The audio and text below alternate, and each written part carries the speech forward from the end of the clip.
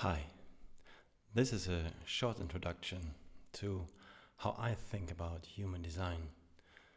As from my point of view, there are many explanations out there which can be correct, yet not very approachable. So, my point of view is the following.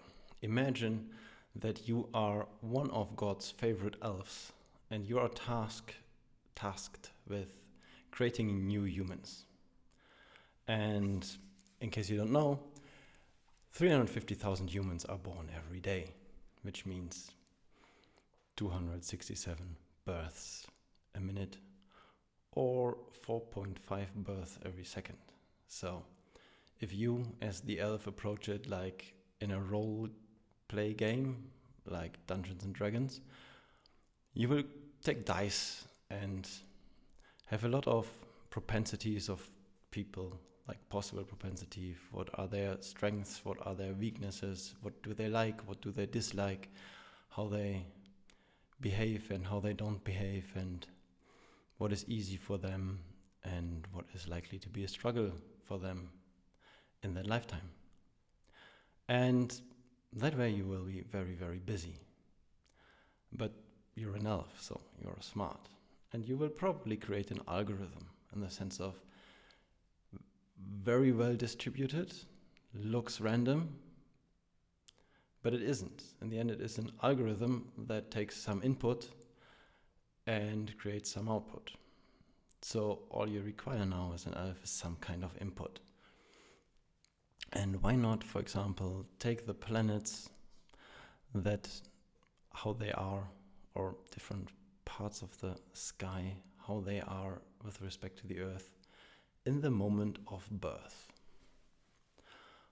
or 88 days before birth, or both, like the moment when the body leaves the body of the mother, when the body of the child leaves the body of the mother, and something between 88 and 89, like 88 point something days before that. And you just use that as input data, and then you have an algorithm, and that algorithm creates a lot of how that human being will have a propensity to be later in life. Doesn't mean everything is predetermined, because when we grow up, we get conditioned. We get conditioned from our parents, we get conditioned by society, and we get conditioned from everything. But there's a basis. As an elf, that would be a smart idea. And if that happened, and this would be like the other algorithm would be what we call human design, that would be very fun. And maybe it did happen. But at least into this world, human design came differently, in the sense of there was a spiritual guy who had very interesting points of view. He lived without money on Ibiza for a long time, emptying himself. And one night, he had a spiritual experience. He had a multi-day vision, let's say, where he just returned home, fell down on the floor, broke out in sweat, and he had a voice in his head that gave him lots and lots and lots of information.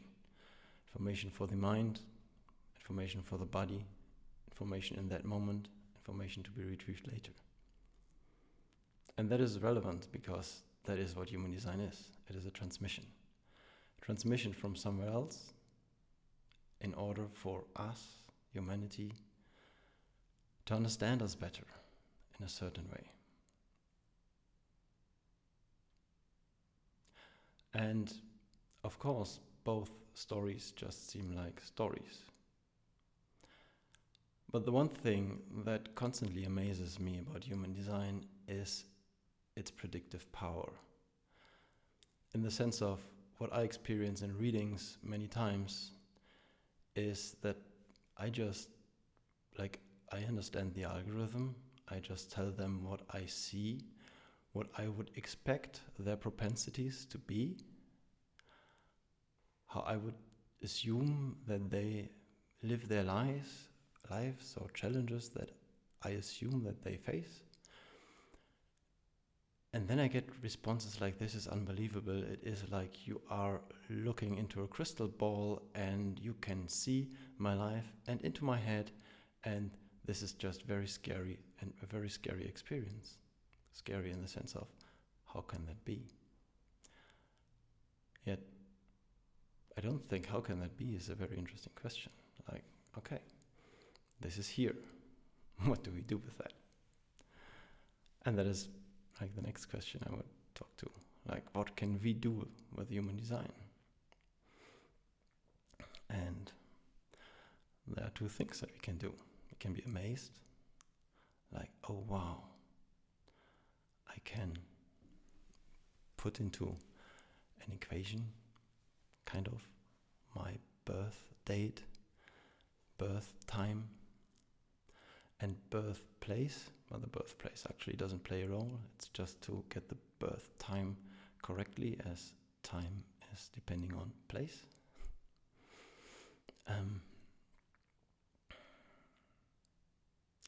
So we can be amazed, or we can embody it.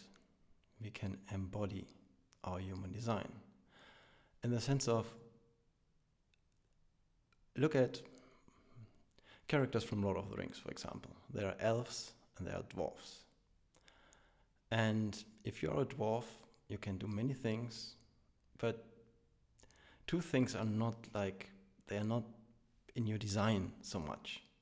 Like running very fast for a long time doesn't mean you can't, especially if you have to. You really, really can. But it's not like the thing that makes you thrive, running or climbing on trees as a dwarf. Or as an elf, doing dwarf things like drinking beer and enjoying yourself, or cutting stone. I'm just thinking, well, the elves do outplay the dwarves on those games, but it's a different game. Maybe there's nothing an elf can't do. Anyways. So, and the thing is, when we embody our human design, something happens. Like, there are different, let's say, kinds of people. They're called types in human design. 4, if you count sensibly. Some people say 5, but from my point of view, they don't count correctly. So 4, and when you follow your design, when you embody your design, which is something that partially happens automatically and partially doesn't. When you embody your design, depending on the type, you experience life as satisfactory or joyfully, as success. You experience peace and surprise. Or if not, you experience frustration or bitterness or anger or disappointment, depending on your type. So, embodying is great.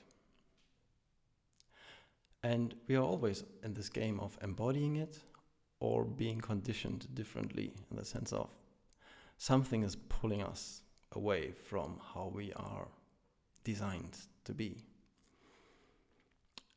And the interesting challenge is this conditioning. Like, there are two things driving that conditions, and they overlap vastly. One is societal conditioning and parental conditioning, in the sense of they were in a certain way, and we as children assumed we have to be the same, and therefore we copied them or tried to copy them or created a habit of acting the same. Like, assume your father has design type A and you are design type C, but in order to be loved by your father, you know you have to be the same. Therefore, you try to be type A, and you embody type A, and you do the best to be type A. And that is fine, because it happens to everybody. This is just how the game works. Unfortunately, it doesn't make us happy, in the sense of it doesn't give us satisfaction, or success, or peace, or surprise. Satisfaction is the main part for 70% of people, let's say. And if you don't live your design, let me just talk about the 70%. I think when you don't live your design, you experience a lot of frustration, 70%, or bitterness, another 20%, or anger, another 10%, or disappointment, another 1%, and then it doesn't add up to 100 anymore, but I think you get what I mean. So, living our design is great. Unfortunately, there's one big piece of conditioning, and that is our mind. Our thinking, the stories that we tell ourselves, the constant commentary that happens in our head. That is not, well, it is a part of us, but it is not us. We are still something else that is able to watch that. But that mind, it is a big part of the conditioning, and it likes conditioning. It likes being important, and it likes being relevant. And, okay, spiritually interesting thing to say, and that is something that is actually societal conditioning, because 400 years ago something happened, something on a planetary scale, which was our human design changed. I'm not going into details here, but before that, we, as a human being before that, were actually supposed to figure out life through thinking. Our Ajna, our thinking center, was in control of our lives, and therefore, until that time, it was living our design to understand living through thinking. Yet then the design changed. But that doesn't mean that suddenly everything is different. It just means that everybody on the planet behaves in one way, and now there are newborn children coming to the planet that have a different design. What are they going to do? And the answer is they are going to copy whatever is already there as good as they can, as that is part of the game that we play. Like, understand what it means to be human.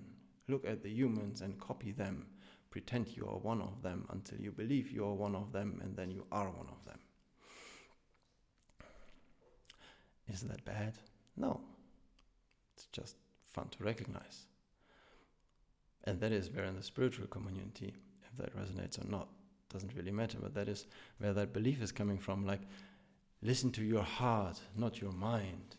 It's good advice, let's say, because your mind was outdated 400 years ago, and it's not part of your design now to make the mind the master, make the mind a tool. Use it. But that is a challenge with human design, because it is an information technology, let's say. Well, it is also an energetic transmission. But when we put the energetic transmission into words, like the way that we usually interact with human design, it is an information system. And that is wonderful for the mind. Like, minds do like information systems, and they will do everything to hijack that in order to use it. For example, if you understand that you are a dwarf, that's not a human design term, I hope you get my picture, and now somebody comes to you and says, no, you have to run, it's really important, you have to run, your mind will say, no, I know my human design, I'm a dwarf, running, don't do running, I don't do running. And that is like, yeah, it's not in your design, doesn't mean that you can't. Actually means you can.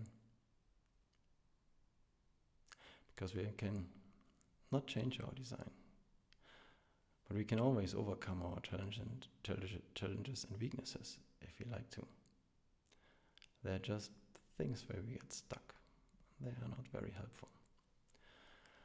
So let me give you an example so that you see a little bit more what I mean, how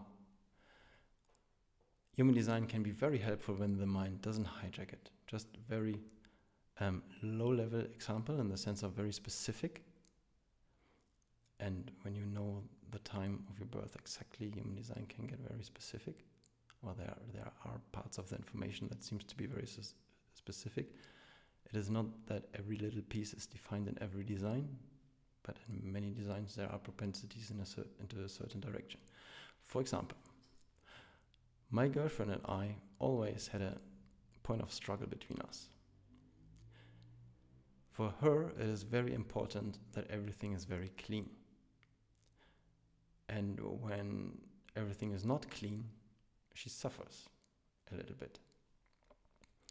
And it's not like she doesn't know that. Of course, she knows that. For me, my level of tolerance, let's say, is way higher. In the sense of she is suffering because it's dirty, while I didn't even realize that it's dirty yet. And for a long time we struggled in the sense of she thought that I was just pretending I don't see the dirt, so I don't have to remove it. And I was thinking she is overly sensitive and always making me work for things that I couldn't appreciate. Until in one human design reading, it's part of the variables, if you know a little bit, somebody told us in reading, cleanliness is something that's very important in Julia's design, in my girlfriend's design. And in mine, no mention of it. And that doesn't mean anything for the situation, except that we are now able to look differently at it. Like she understands it's not my intentional ignoring her needs. It's like I actually don't recognize dirt, at least until a certain level. And I now realize that she is not being exhausting or like just difficult, but it's just something that is important to her from a point that even asking her, could you create a bigger tolerance there, would be asking her to be against her design, which is something that is like, I wouldn't ask that of anybody. And now we just have fun with it. Like we just realize that we are completely differently wired by design. And it's just, for example, when we visit somebody and afterwards a third person would ask me, how dirty were the windows? I would say, well, I have no idea. But you stood next to a window for half an hour. You looked out of the window. Yeah, but this is something that doesn't register with me. And if you ask Julia, she will probably tell you, yeah, most of the windows were quite clean, but two were a little bit smudgy and one had bird poo on the outside or something. Like, yeah. Sorry for the coffee machine. Coffee machine says hello.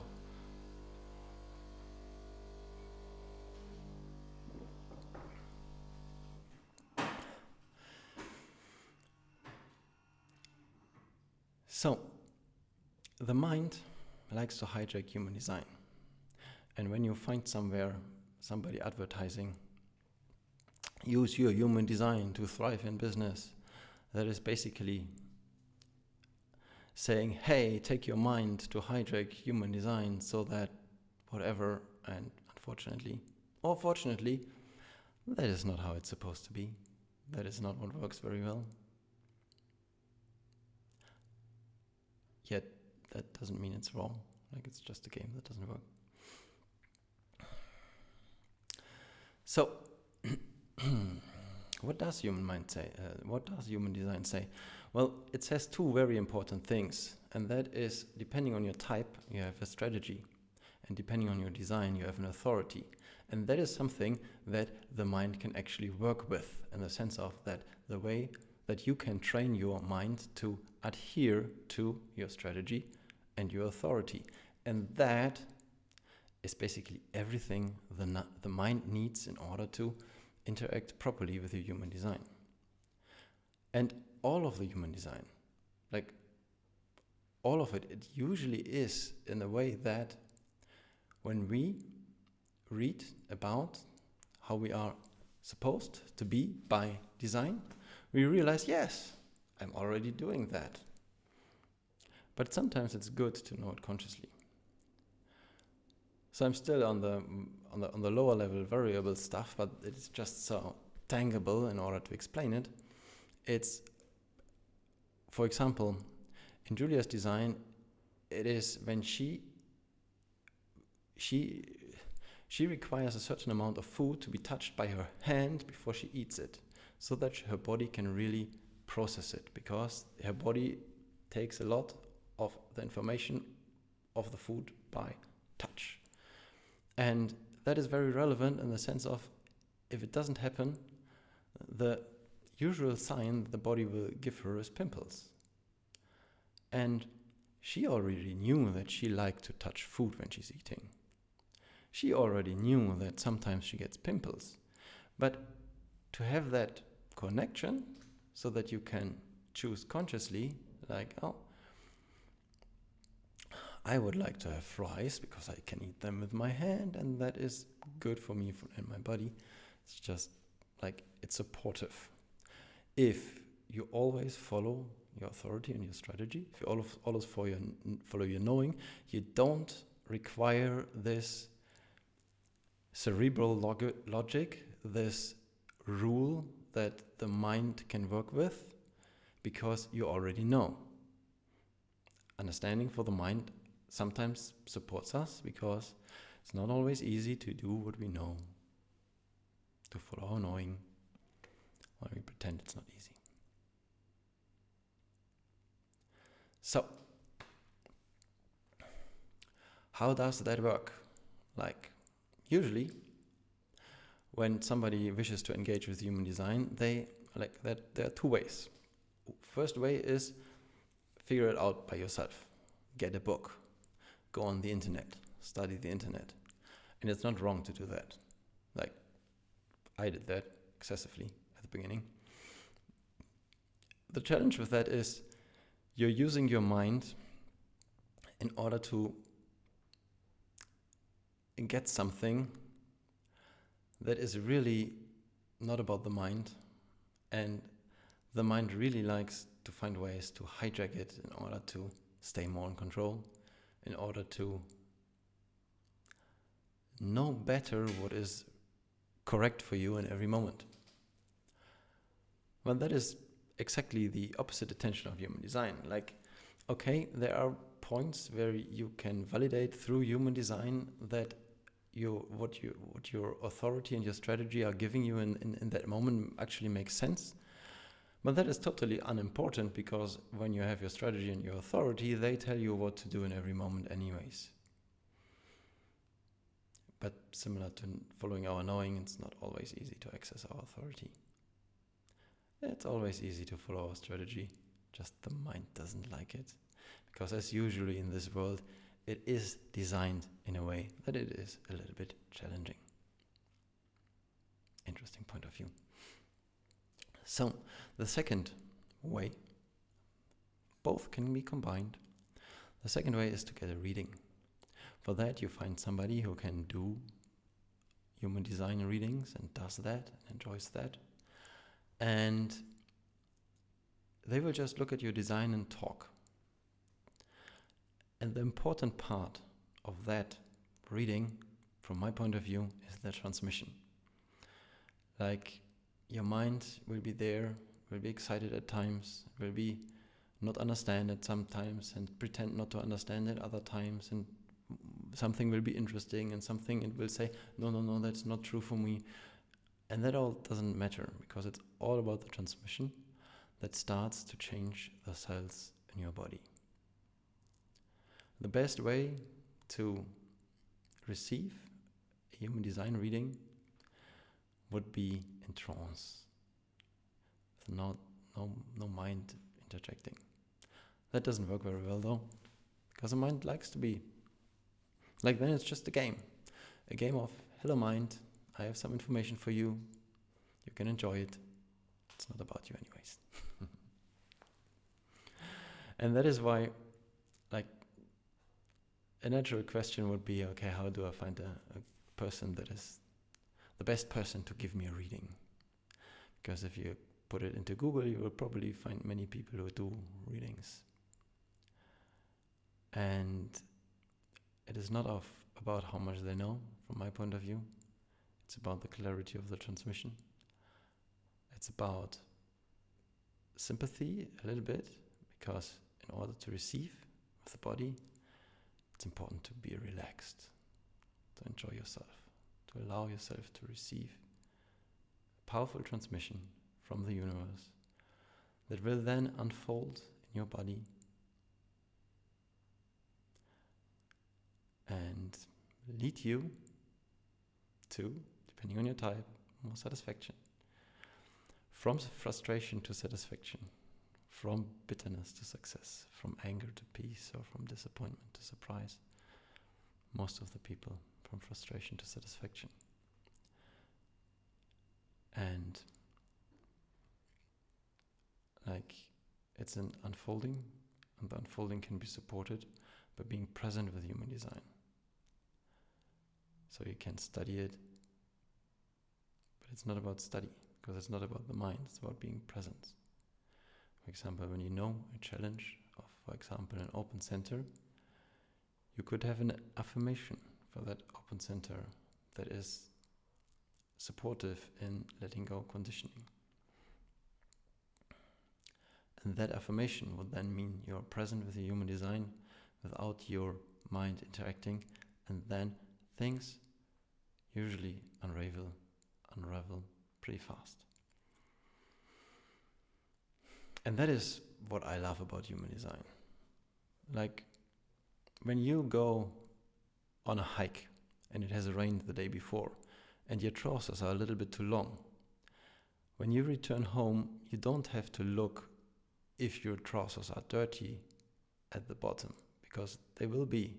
They were too long. It has rained.